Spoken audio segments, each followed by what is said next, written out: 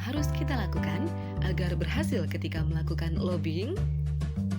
Agar lobbying yang dilakukan berhasil dengan baik atau sekurang-kurangnya tidak menimbulkan penolakan yang mungkin keras atau sikap antipati, maka perlu kiranya diperhatikan beberapa petunjuk teknis sebagai berikut. Yang pertama, perlu mengenal atau mengidentifikasi target lobby dengan baik. Hal ini sangat perlu dilakukan karena teknik yang akan dipergunakan tergantung dari siapa yang akan dilobi. Untuk mencapai keberhasilan yang optimal, maka pelobi harus memahami atau mengenal dengan baik sifat, sikap, dan pandangan, bahkan mungkin perilaku orang yang akan dilobi. Yang kedua, performance atau penampilan diri yang baik. Seorang pelobi harus mampu menampilkan diri dengan baik sehingga menimbulkan kesan yang positif bagi pihak yang dilobi. Penampilan diri ini tidak berarti semata-mata hanya bersifat fisik saja ya, seperti pakaian dan sebagainya, tetapi juga kepribadian dan intelektualitas. Yang ketiga, memperhatikan situasi dan kondisi. Situasi dan kondisi yang ada atau melingkupi suasana lobbying harus diperhatikan oleh pelobi. Demikian pula perubahan-perubahan yang terjadi.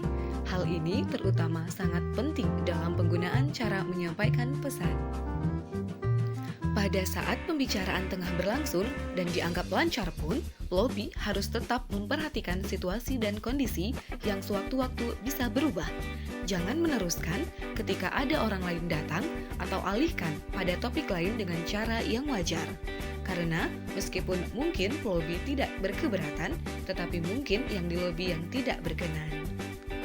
Pelobi harus menyampaikan alasan-alasan dan pertimbangan-pertimbangan yang logis dan rasional yang bisa membuat pihak yang dilobi menjadi lebih jelas, lebih mengerti, dan memahami objek sasaran, sehingga pada gilirannya mereka bisa menerima dan mendukung. Yang keempat, mengemas pesan. Dalam melakukan lobbying, seorang pelobi harus bisa menyampaikan atau menyajikan pesan yang dibawanya kepada pihak yang dilobi agar tertarik dan kemudian memperhatikan sehingga bisa mengerti dan memahami apa yang diinginkan dan pada gilirannya dapat menerima dan akhirnya mendukung.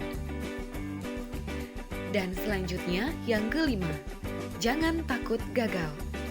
Pepatah mengatakan, kegagalan adalah keberhasilan yang tertunda. Adalah hal yang biasa bahwa tidak semua usaha pasti berhasil, apalagi dalam waktu cepat dan singkat. Lebih-lebih dalam lobby. Lobbying dilakukan untuk membuat atau mengubah pihak atau orang yang semula tidak suka menjadi suka, yang semula menolak menjadi menerima, dan yang menentang menjadi mendukung. Oleh karena itu, maka dukungan yang diharapkan tidak selalu bisa diperoleh berulang kali. Dengan demikian, maka pelobi tidak boleh takut gagal. Dia harus memiliki sifat optimisme, telaten, sabar, gigih, dan fleksibel. Nah, teman-teman, demikianlah beberapa teknis yang harus kita perhatikan ketika kita melakukan lobbying.